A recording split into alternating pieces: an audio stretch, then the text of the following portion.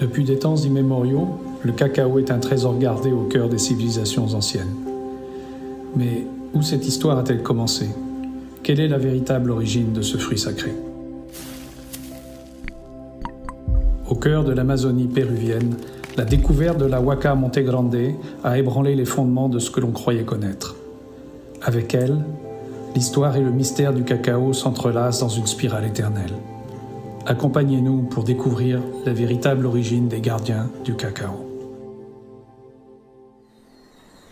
À l'ombre de ces arbres sacrés, le cacao a fait partie de rituels et de légendes, un lien ancestral qui perdure depuis des millénaires. On croyait qu'en Amazonie, il n'y avait pas d'architecture monumentale ni de développement culturel comme dans les Andes et sur la côte. Mais cela a changé, car il y a 5500 ans, les membres de la culture Marañón ont construit un temple gigantesque et en son centre, ils y ont caché le plus ancien cacao connu de l'humanité. Les articles de la revue Scientific Reports sur les découvertes de théobromine du cacao ont réécrit l'histoire pour toujours.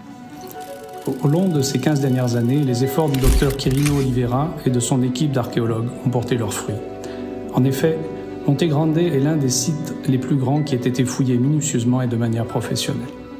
L'ambition de l'équipe a été telle qu'elle l'a amené à retirer complètement l'un des anneaux intérieurs afin d'exhumer le tombeau de la personne issue de la plus haute hiérarchie religieuse du temple.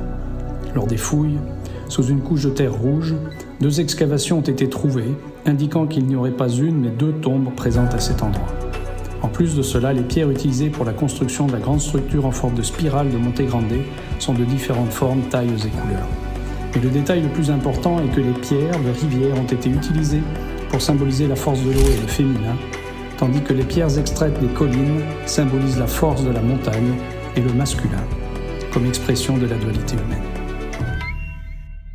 Mais comment sait-on que les premiers gardiens du cacao vivaient ici?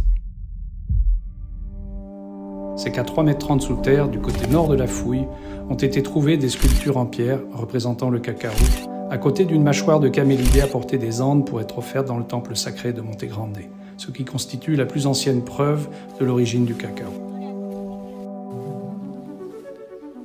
Près de la grande spirale de Monte Grande survivent encore des cacaoyers de plus de 100 ans. Leur génétique est un héritage vivant que nous cherchons à protéger. C'est pourquoi, dans le cadre du programme de recherche archéologique de Monte Grande, on produit une ligne de chocolat élaborée avec les fruits de ces arbres centenaires qui contiennent le composant de cacao le plus pur existant au monde.